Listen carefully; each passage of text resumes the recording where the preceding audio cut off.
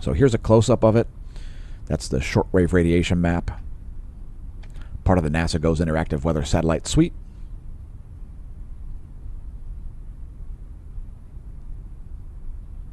Still a pretty well-defined eye wall, but it's getting a little bit irregular in shape there as the clouds to its east vastly exceed the clouds to its west,